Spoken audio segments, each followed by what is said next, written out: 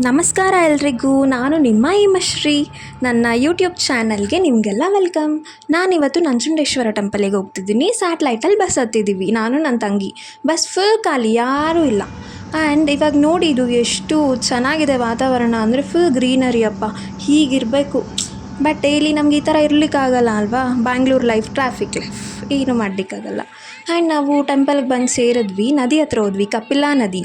ಇಲ್ಲಿ ನೋಡಿ ಎಷ್ಟು ಚೆನ್ನಾಗಿದೆ ನೀರು ಅಂದರೆ ತುಂಬ ಚೆನ್ನಾಗಿದೆ. ಎಷ್ಟು ಖಾಲಿ ಇದೆ ನೋಡಿ, ಸ್ಪೇಸ್ ಕೂಡ ಯಾರೂ ಇಲ್ಲ. ಆಮೇಲೆ ಏನು ಗೊತ್ತಾ, ನೀರು ನದಿ ಈ ಥರ ಕಾಣಿಸ್ತಿದೆ, ಬಟ್ ನದಿ ಒಳಗಡೆ ನೋಡಿದ್ರೆ ಫುಲ್ ಬಟ್ಟೆ ಎಲ್ಲ ಬಟ್ಟೆ ಎಲ್ಲ ನದಿ ಒಳಗಡೆನೇ ಬಿಟ್ಟು ಹೋಗಿದ್ದಾರಪ್ಪ.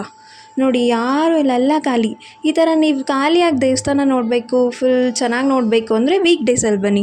ವೀಕೆಂಡಲ್ಲಿ ಬಂದರೆ ಫುಲ್ ಕ್ರೌಡ್ ಇರುತ್ತೆ. ನಾನು ನನ್ನ ತಂಗಿ ಹೋಗ್ತಾ ಇದ್ದೀವಿ ದರ್ಶನಕ್ಕೆ. ಹೂವು ಮುಡ್ಕೊಂಡಿದ್ದೀರಿ ಆ್ಯಂಡ್ ಅಲ್ಲಿ ವಿಭೂತಿ ಪಟ್ಟೆ ದೇವ್ರದ್ದು ನಾಮ ಹಾಕಿಸ್ಕೊಂಡ್ವಿ. ಆ್ಯಂಡ್ ನನ್ನ ತಂಗಿನ ನಿಲ್ಲಿಸಿ ಒಂದು ವಿಡಿಯೋ ಮಾಡಿದೆ ಹಾಗೆ ಸುಮ್ಮನೆ. ಎಷ್ಟು ಚೆನ್ನಾಗಿದೆ ನೋಡಿ. ಈ ತೇರು ಇದೆಯಲ್ಲ, ಇದು ರಥೋತ್ಸವ ಟೈಮಲ್ಲಿ ಇದೇ ತೇರನ್ನ ಎಳೆಯೋದು. ಇಲ್ಲಿ ಗಿರಿಜಾ ಕಲ್ಯಾಣೋತ್ಸವ ಫಂಕ್ಷನ್ ಮಾಡ್ತಾರೆ.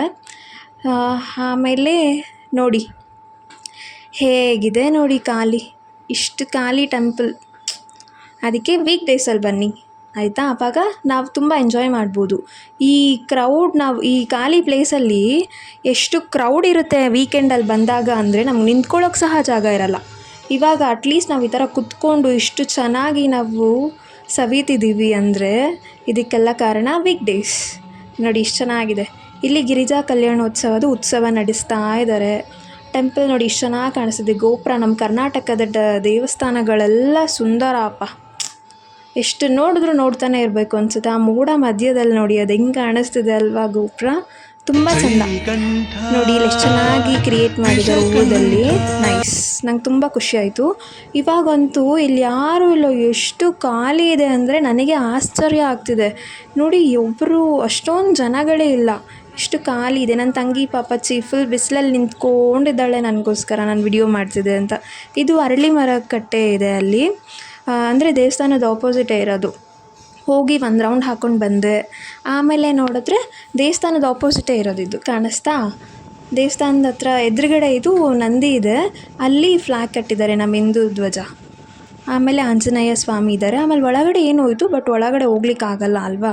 ಆಮೇಲೆ ಇದು ಈಶ್ವರ, ಎಷ್ಟು ಚೆನ್ನಾಗಿ ಕ್ಯೂಟಾಗಿದೆ ಅಲ್ವಾ, ನಮ್ಮ ಮಹಾದೇವ. ಓಂ ನಮಃ ಶಿವಾಯ, ಎಷ್ಟು ಚಂದ ನೋಡಿ. ಆಮೇಲೆ ನಮ್ಮ ನಂಜುಂಡೇಶ್ವರ ಸ್ವಾಮಿ ಆಚೆಗಡೆ ಸ್ಟ್ಯಾಚು ಇತ್ತು.